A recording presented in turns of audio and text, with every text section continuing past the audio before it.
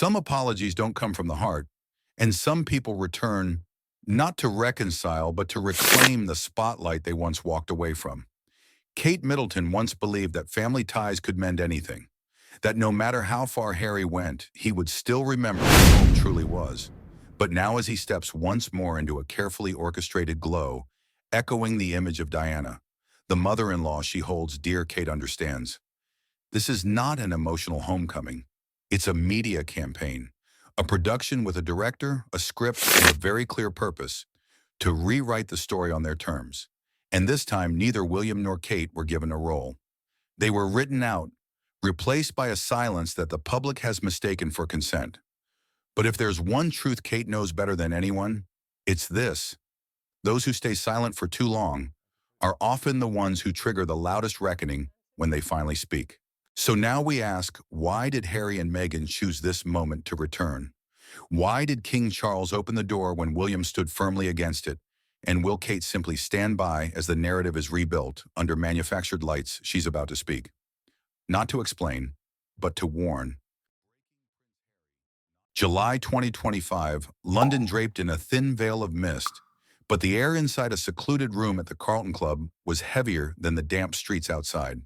This wasn't the first time this elite haven, once a backdrop for wartime secrets, had hosted history-altering confrontations. But today, the tension between the two figures seated across from each other wasn't just a negotiation. It was a chess match where every move could shake the foundations of a dynasty. Meredith Maines, with her sleek blonde ponytail and piercing eyes, carried the confidence of a California power player, tempered by calculated restraint. As Harry and Meghan's media strategist, she knew how to turn words into weapons and smiles into strategy. Her voice was soft, almost soothing, but every syllable was chosen with the precision of a diplomat playing a no-retreat game.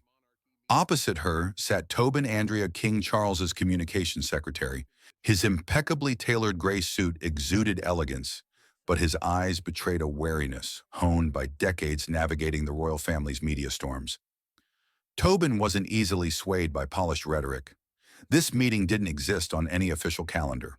No minutes, no witnesses, just two players and their veiled agendas cloaked in the guise of reconciliation. On paper, they were there to reopen lines of communication between Harry and his father, King Charles, as the monarch battled cancer. But both Meredith and Tobin knew this was no mere family matter. Beneath the diplomatic niceties lay a bold gambit to outmaneuver William, the elder brother and heir to the throne. One misstep could fracture the bond between father and firstborn, and more critically, destabilize the monarchy itself. We all want what's best for Harry and King Charles, don't we? Meredith began her smile just warm enough to seem friendly without sacrificing professionalism. They need a chance to heal. The public expects it. Tobin raised an eyebrow, his fingers tapping lightly on the oak table. Healing is a lovely word, he replied, his voice low and sharp. But I need specifics. What does Harry want? And why isn't Kensington Palace part of this conversation? Meredith didn't flinch. She leaned forward, her voice dropping as if sharing a secret. Harry wants to see his father privately without pressure from others. He wants to prove he's still part of this family. Tobin's lips tightened. Others was Meredith's coded reference to William and Kate, and he knew it. But he didn't respond immediately. Instead, he let the silence stretch a tactic he'd used countless times to force his opponent's hand. Meredith, sensing the pause, smiled and pressed on. We all know King Charles is at a delicate moment. A reconciliation story would be a gift to the public and the monarchy. Harry is ready to apologize publicly if necessary. The offer landed like a velvet-wrapped bullet. Tobin knew a public apology from Harry would dominate headlines, but it would also put William and Kate in a bind. If they opposed it, they'd be painted as obstacles to peace. If they stayed silent, they'd be sidelined in the narrative. It was a masterful move, and Tobin couldn't help but admire its audacity. Meanwhile, at Kensington Palace, the Princess of Wales sat in her study, her gaze fixed on the front page of the Mail on Sunday. The headline cut like a knife: new media curtain between Sussexes and King Charles. Her fingers tightened around a porcelain teacup, the warmth of the tea doing little to dispel the chill creeping through her. She read the article again, word by word, searching for any hint it was just a rumor. But her instincts told her this was no coincidence, it was orchestrated. She picked up the phone and called William, who was meeting advisors at Clarence's house. "Have you seen the news?" she asked, her voice soft but taut with strain. "Yes," William replied, his tone flat and cold. No explanation, no question, just one word. But Kate knew its weight. It wasn't surprise. It was a simmering rage, like a volcano waiting to erupt. Kate set the phone down, her eyes drifting to the window. The branches in the Kensington Gardens swayed in the breeze, but she barely saw them. A single question echoed in her mind. They're starting again, and this time they want the world on their side. She knew the Carlton Club meeting wasn't just a discussion. It was the opening shot in a media war where Harry and Meghan aimed to rewrite the royal story with themselves at its heart. 6 days after the clandestine Carlton Club meeting, a single image exploded across global headlines, a velvet-wrapped missile aimed straight at the public's heart. Harry, in a pale blue, open-collared shirt sleeves, rolled up in perfectly tailored khakis, strode across a minefield in Angola. He bowed his head, hands clasped tightly, his posture pensive as if carrying an immortal legacy on his shoulders. Behind him, the Halo Trust logo, the charity once championed by Princess Diana, glowed under the African sun placed in the frame's corner, with subtle precision, evocative without overpowering. The image wasn't just striking. It was a masterpiece staged with the precision of a Hollywood director, designed to pierce the emotions of millions. The timing, like a calculated dagger, couldn't have been less coincidental. Queen Camilla's birthday. Yet not a single outlet mentioned her. Instead, headlines sang in unison from The Guardian's measured tone, "Harry revives Diana's legacy in Angola," to The Sun's sensationalism, "The People's Prince, Harry, Diana's true heir." The media was spellbound. Social platforms flooded with commentary, from glowing praise of Harry as a humanitarian hero to emotional fan posts. "He's Diana reborn for our time." The public split into two camps. One wept over Harry's image, dubbing him the People's Prince. The other whispered suspicions of a meticulously crafted PR stunt masking deeper motives. At Kensington Palace, the drawing room felt like the calm before a storm. William sat in an armchair, the Times hitting the table with a thud, the rustle of paper echoing like an unspoken declaration of war. "This isn't accidental anymore," he said, his voice low but sharp as a freshly honed blade. "It's staged. Every move is calculated from start to finish." He pointed to the front-page photo of Harry in the minefield sunlight, bathing his face like a saint.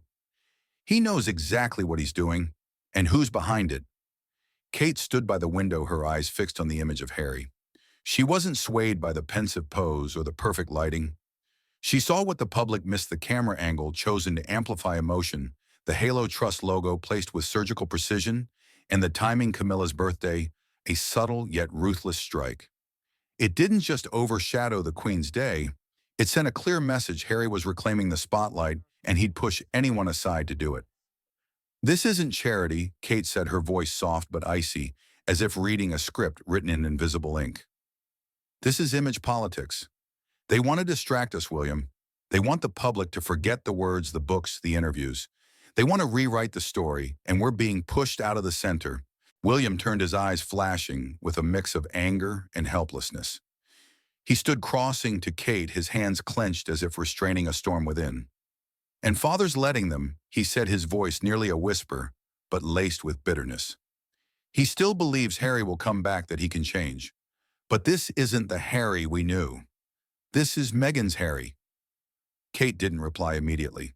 She stepped closer, placing a hand on his shoulder, a small gesture, but enough to say she understood that she carried the same disappointment and hurt. But deep down, she knew this wasn't about a son seeking family. This was a campaign, a plan to capture the public's heart and sideline William. Harry didn't just want to reconcile with his father, he wanted to reshape the royal legacy.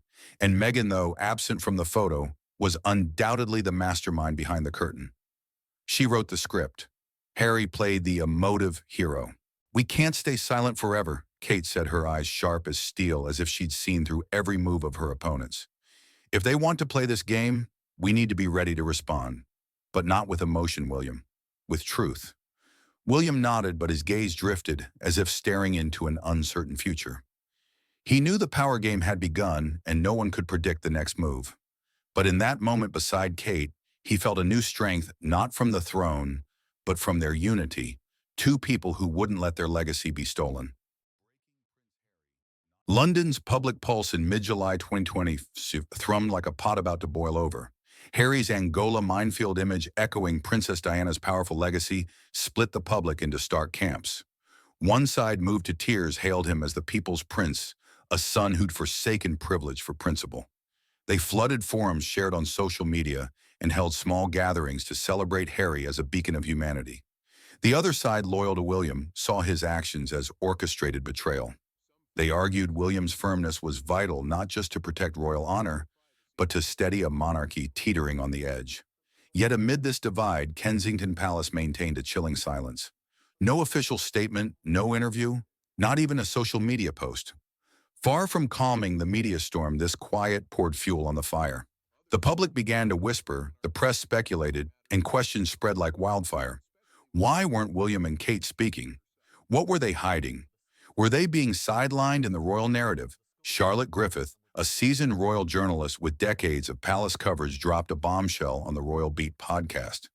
With sharp confidence, she declared William and Kate weren't just excluded from the secret Carlton Club meeting, they didn't even know it happened. This wasn't an oversight, it was deliberate.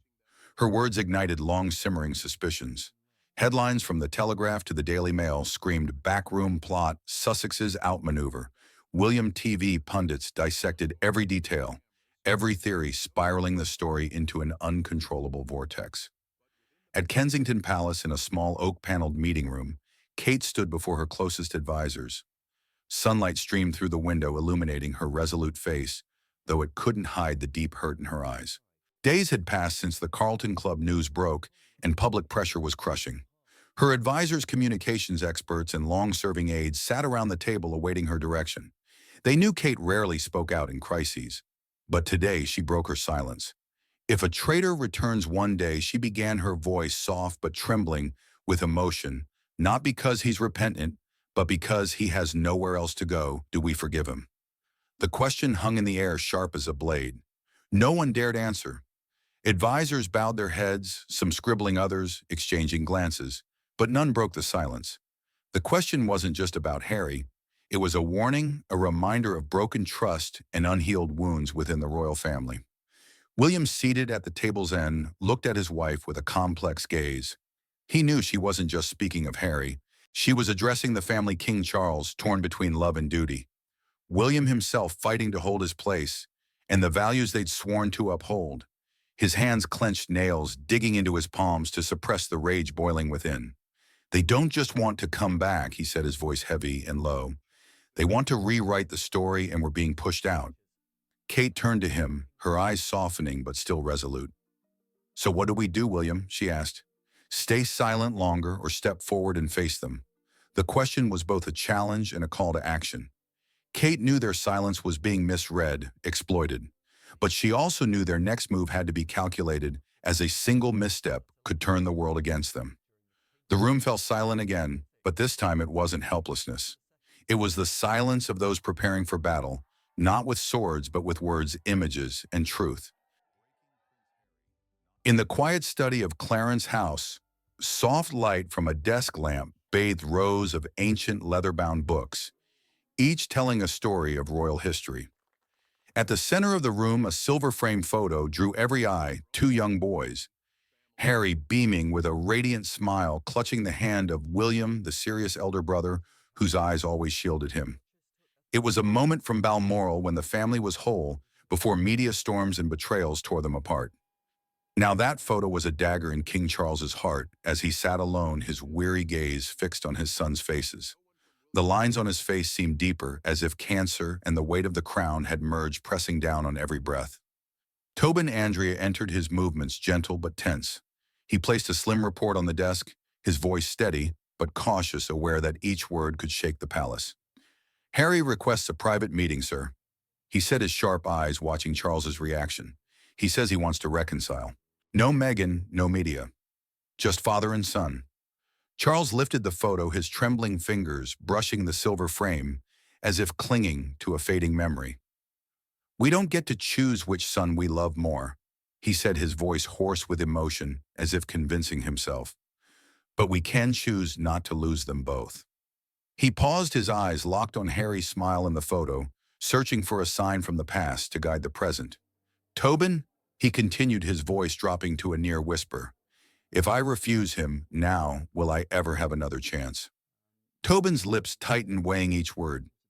"Sir, I understand your affection for Prince Harry, but please proceed with caution.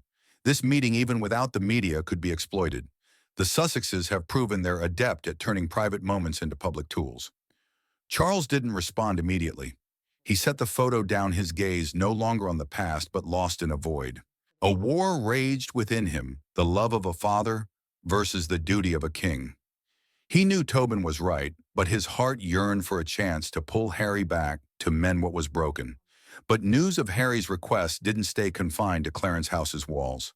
It reached William at Kensington Palace, where he was preparing for a mental health charity event, a cause he and Harry once built together before it all collapsed. Upon hearing the news, William didn't wait. He demanded an immediate meeting with his father at Clarence House, canceling all other plans. Entering the study, he shed the usual decorum of an heir. He stood tall, shoulders, broad eyes, cold as a warrior, facing an invisible foe. "You're thinking with your heart," William said, his voice icy but resolute, each word a warning. "But the throne doesn't survive if emotion leads the way." He stepped closer to the desk, his gaze falling on the photo Charles had held. "Harry isn't coming back for family, father. He's coming back for himself, for image, for power. Don't you see, from Angola to this secret meeting, it's all part of a plan." Charles looked at his eldest son, his eyes heavy with exhaustion. The months battling illness had drained him, but the rift between his sons cut deeper. "I don't want to lose Harry again," he replied, his voice frail but firm with a father's resolve. "Do you understand that, William? I lost him once, and every day I wonder what I could have done to keep him." William's lips tightened, his fists clenched, nails biting into his palms to restrain his fury. He wanted to shout that Harry had chosen his path, that the book's interviews and public criticisms weren't the acts of someone seeking reconciliation, but he said nothing. He only looked at his father, his eyes a mix of disappointment and pain. "If you choose Harry," he said, his voice low, but piercing, "you may lose us both." Then he turned and left, leaving the room in a heavy silence, as if the air itself held its breath before the growing chasm between father and son. Kate, though absent from the confrontation, took her own action. In her Kensington Palace study, she sat at her desk, her pen gliding across royal embossed paper. Each word was deliberate, as if carving a warning into history. Her handwritten letter to Charles was brief but sharp. "Forgiveness does not mean blindness," she wrote, her elegant script brimming with strength. "Love does not mean lowering our guard. I humbly urge you to hold the balance, not just for Harry, but for us all, for the monarchy, for what we've sworn to protect." When the letter was sent, Kate knew it might not sway Charles immediately, but she hoped it would be a beacon amid his tangled emotions, a reminder that a father's love, however deep, couldn't obscure the truth. In mid-July 2025, London became a brutal media arena where every rumor and headline was a deadly arrow. The rumor that Prince Harry would apologize to the family spread like wildfire, needing no official confirmation to ignite. From the Sun's sensational "Harry ready" to "Kneel and apologize, will the royals forgive" to heated social media debates, the public was swept into a whirlwind of speculation. Was this Harry and Meghan's first step back to the monarchy, or a carefully staged drama to win millions of hearts? Every ex-post, every podcast like The Royal Beat or Palace Confidential added fuel to the blaze. Opinions from emotional to venomous flooded the digital space Harry's trying to heal. "Why is William so rigid?" or "Don't trust the apology, it's just Meghan's ploy." The media storm raged on, turning the royal saga into an endless soap opera where every viewer fancied themselves a critic. At Kensington Palace, Kate sat in her study, the desk lamp casting light on her sharp but troubled eyes. She reached out to Eleanor Shaw, a former communications advisor to Princess Diana and King Charles. Their meeting was discreet, arranged at a small Notting Hill cafe where Eleanor's piercing gaze seemed to see through every calculation. In the quiet corner, amid the aroma of roasted coffee and soft jazz, Eleanor sipped her tea, her eyes never leaving Kate. Meghan didn't go to Angola because she wanted Harry to stand alone. She said, her voice low and certain, as if revealing a long-guarded secret. "When you need the protagonist to show heart, Meghan steps aside. That's high-level media craft. Harry's the face of sincerity. Meghan's the brain behind every move. They know how to make the public love them, and they're playing a long game. Her words were a spark illuminating the picture Kate had long suspected. She recalled Harry's Angola image, the perfect lighting on his face, the carefully chosen camera angle, the strategic timing on Camilla's birthday. A charitable act, an emotional moment, but all orchestrated to distract, to overshadow the rest of the royal family. A chill ran down Kate's spine, not from fear, but from clarity in facing a formidable opponent. Yet memories of Meghan flooded back, weighing her heart with unresolved conflicts. Kate remembered Meghan's early days in the royal family, bursting with vibrant energy and ambition. She'd hoped they could be allies, two women navigating the monarchy's pressures. But brief chats at events, politely declined tea invitations, intense backstage moments painted a different story. Kate recalled one trooping the color when Meghan stood beside her on the balcony, her smile radiant, but her eyes cold as if sizing up everyone around her. After the event, an article surfaced subtly, comparing Meghan's shine to Kate's dullness. Though no proof pointed to Meghan, Kate couldn't shake the suspicion of her hand behind the words. Small but sharp conflicts piled up. At a joint charity event, Meghan deftly took center stage answering press questions before Kate could speak. Kate didn't resent her, she understood Meghan's need to carve her place. But when fabricated stories of Kate's jealousy hit the press, she realized Meghan wasn't just playing to win, but to shape the narrative in her favor. Meghan was brilliant, sharp, and wielded the media like a weapon. What stung Kate most was the lack of sincerity. She recalled an email apology from Meghan after a misunderstanding, its words stiff as if drafted by a PR team rather than a heart. Kate forgave, but the wound lingered. Now, as Eleanor revealed Meghan's Angola strategy, Kate saw that everything from Harry's charity trip to the apology rumors was a move in a larger game. Harry and Meghan weren't returning for family or remorse. They were repositioning their image, aiming to center themselves in the royal story while pushing William and Kate to the margins. Meghan, with her intelligence and ambition, had made Harry the emblem of sincerity while directing from behind the scenes.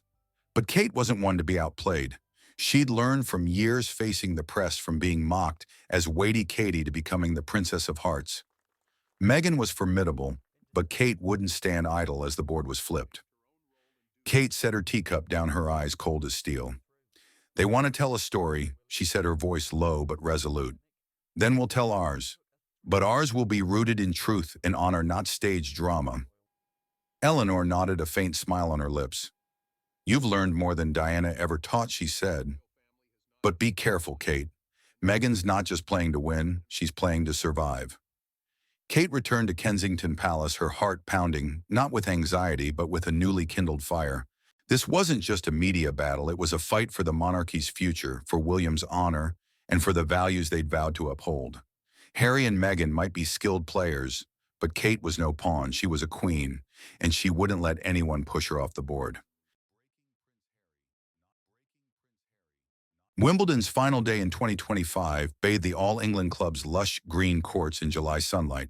But the world's gaze wasn't on the players, it was on one woman, the Princess of Wales. Kate stepped from the royal car elegant in a pristine white dress, a delicate hat accentuating her radiant yet steely face. The crowd roared applause, thundered, and cameras flashed like lightning in daylight.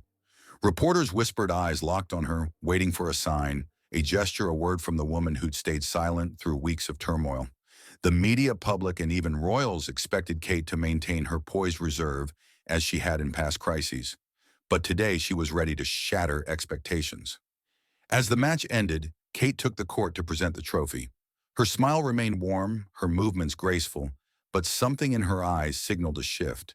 As she passed the press area, a New York Times reporter, a woman with cropped hair and sharp eyes, thrust a microphone forward, her voice cutting through the buzz. Your Royal Highness, what do you think of rumors that Prince Harry is seeking reconciliation with the family? Will the royals welcome him back? The question was a stone dropped into a still pond. The crowd fell silent, reporters' murmurs ceased, and cameras zeroed in on Kate, the world holding its breath. The air seemed to freeze, her eyes sharp, sincere, yet burning with an unquenchable fire. She paused, turned to the reporter, and for a fleeting moment offered a faint smile enough to ease the tension, but not enough to hide the resolve in her voice. The royal family is always open to reconciliation, but it must be grounded in respect and responsibility. She said, her voice firm, each word deliberate as a decree. Harry and Meghan are part of our family and we wish them the best. But any return requires sincerity and commitment to the monarchy's and the people's greater good. We don't shy away from challenges, but we will always protect the honor and unity of the crown. Her words were a slow-burning bomb, reverberating through every mind present. Reporters gaped, pens trembling, and the crowd erupted in the stunned murmurs. Kate didn't linger to explain. She continued presenting the trophy, shaking the champion's hand, and leaving the court amid applause. But her words had ignited an unstoppable fire. Within hours, her statement swept the globe. The Guardian headlined, "Kate speaks a bold proclamation amid royal divide," while the Times dramatized, "Kate breaks. Silence forgiveness doesn't mean forgetting." Social media exploded with reactions from praise for Kate as the flame guarding the monarchy to harsh critiques, accusing her of rigidity of pushing Harry further away. One user wrote, "Kate's the embodiment of resolve, but is she too harsh?" Another countered, "Finally, someone speaks the truth. Harry and Meghan are playing a media game, and Kate called them out." No one could deny it. Kate had drawn a line in the sand. Her words weren't just personal, they were a message to Harry, Meghan, and King Charles. She and William wouldn't stand by as the royal narrative was manipulated. She was defending not just her family, William, their children, and their shared values, but the unity of a centuries-old monarchy that had weathered wars, crises, and media storms. That evening at Kensington Palace, William sat in the drawing room, the TV casting light on his face. Kate's speech replayed on BBC, Sky News, and CNN, each channel dissecting her words like a coded message. William watched the moment again, his eyes gleaming with pride tinged with worry. He turned to Kate, seated opposite, with a cold cup of tea on the table. "You did it," he said, his voice low but thick with emotion. "You said what we needed to say, but you know this will make things harder, don't you?" Kate nodded, her eyes fixed on the screen where her image still played. She saw herself in that moment, not just the Princess of Wales, but a woman standing for what she believed. "I know," she replied, her voice soft but resolute. "But if we don't speak, they'll keep going. They'll rewrite our story, William. And I won't let that happen." William took her hand, his grip warm but firm as if lending her strength. "We'll face this together," he said, his eyes no longer worried but resolute. "But this time we need to stay one step ahead." At that moment, Kate was more than a princess. She was a warrior ready to fight for her beliefs, even if the cost was deeper cracks within the royal family. She knew her words had opened a new chapter, one fraught with risk, but brimming with hope. For she wasn't fighting just for herself, but for a legacy, a monarchy, and a future she and William had sworn to protect. A week after Kate's seismic Wimbledon speech, the air at Sandringham was heavy as a gathering storm. The closed-door meeting room with its dark oak walls and crimson velvet curtains hosted an encounter no one anticipated.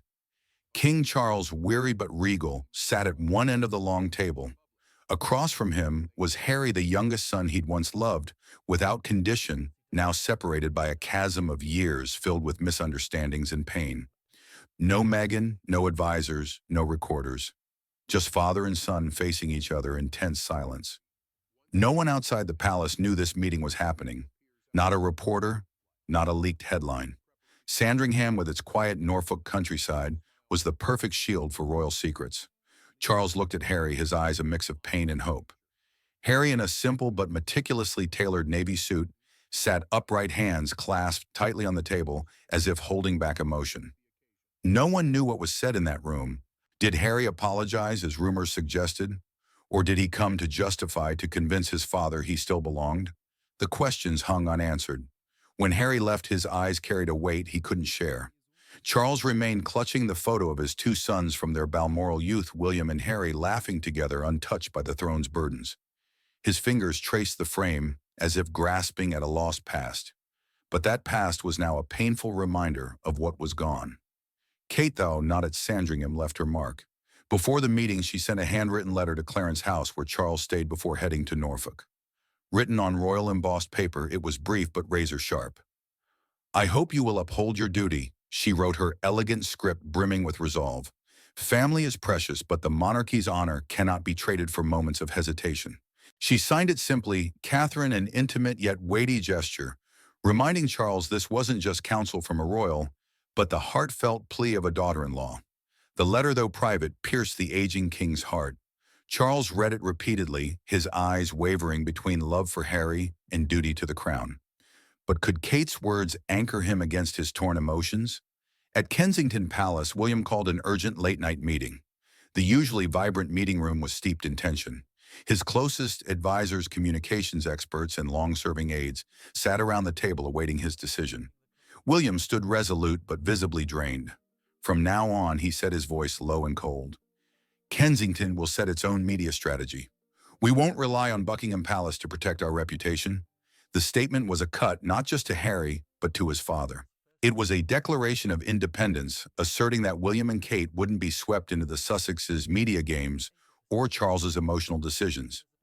Advisors nodded, but none broke the ensuing silence. They knew this wasn't just strategy, it was the first fracture between William and his father, one that might never heal. As the meeting ended, William stood alone gazing out the window as darkness swallowed the Kensington gardens. He thought of his father, of Harry, of the years they were a family. But now each stood on a separate battlefield, and he knew the road ahead would be grueling. The story closed under a crimson sunset over Kensington Palace. Kate stood alone by her study window, watching the gardens fade into shadow.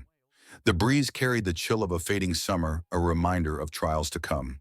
The monarchy, like the ancient walls behind her, was cracking from within. Those cracks weren't just from Harry and Meghan, but from choices, silences, and unspoken words. But Kate wasn't afraid. She knew no matter how deep the cracks, she wouldn't let them destroy what she and William had built. In this power game, kindness might have no place but resolve, and love for her family would light the way. She clenched her fists, eyes forward, ready for any storm. For she wasn't just the Princess of Wales, she was the keeper of the monarchy's flame, and she would not let it die. How do you feel about the emotional journey of Charles, William, and Kate Can? Their sincerity and courage shape a new, closer, and stronger monarchy,